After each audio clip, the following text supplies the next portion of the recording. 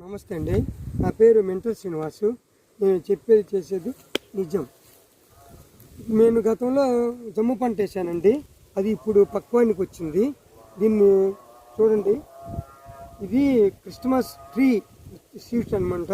పండిన తర్వాత క్రిస్మస్ చెట్టు ఆకారంలో వస్తుంది కాబట్టి దీన్ని క్రిస్మస్ ట్రీ సీడ్స్ అంటారు. ఇది సేకరించడానికి కూలీలు వస్తున్నారు. సేకరించి కేజీ ప్యాక్ చేస్తాం. ప్యాక్ చేసి జపాను ఇట్లా భూకంపాలు వచ్చే దేశాలకు అమ్ముతాం. ఒక కేజీ వచ్చేసి మన మార్కెట్ విలువ ₹1,00,000 పలుకుతుంది. అదే వాళ్ళ దేశాలు అయితే 1,50,000 పలుకుతుంది.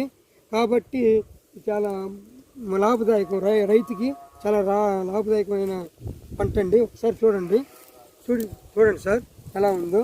పంట బాగుంది, బాగా పండింది అనమాట.